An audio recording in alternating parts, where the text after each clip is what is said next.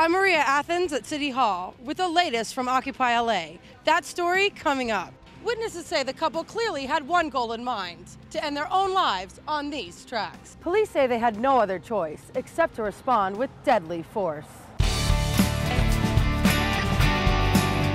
I'm Maria Athens in Culver City with Marla Gibbs and the 7 Maids of Stockbridge. Reporter Maria Athens joins us from the encampment with the story. Maria? Jay, we're in downtown LA where these protesters have been camped out for weeks. You can see about 100 campsites in front of City Hall. But with police crackdowns in other cities, these people may not be here for long.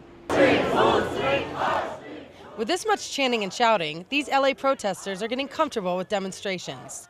But recent police crackdowns at Occupy protests around the country have some people nervous. Richard Florence is one of them. When it's happening in other countries, their protesters are viewed as heroes, but when it's happening here, they're mocked.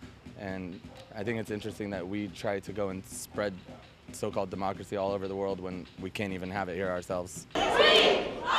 These Occupy LA protesters say police have gone too far in cities such as New York, Portland, and Oakland. They fear the violence will spread to other encampments across the country.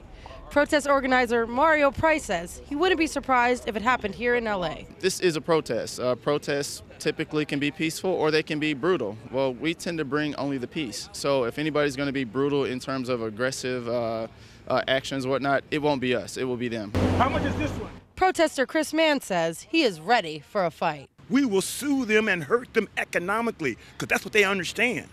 That's what everybody understands when you do something that's wrong. We hurt you economically. And because we're legally here, the ACLU, the NAACP, and pro bono attorneys are just itching to make money.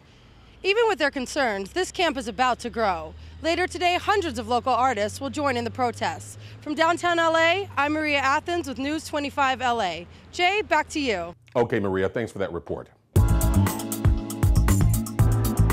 Welcome to Friday Features. I'm Maria Athens. We're in Culver City, where history takes center stage. Marla Gibbs and Loretta know a thing or two about struggling for success. That's why they jumped at the chance to perform in the play, The 7 Maids of Stockbridge. I talked with both Gibbs and Devine after the sold-out stage reading in Culver City. The piece that we did tonight, The 7 Maids of Stockbridge, is very educational and very historic, and I think it's a wonderful piece that should be done in all the colleges because you really learn a lot about your history. There were some maids that called me when I worked on the Jeffersons, and they were called the household technicians.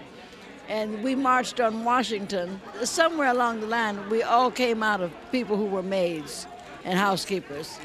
That was our heritage. The play centers on 6 black maids and 1 white maid who worked in a segregated hotel in the 60s.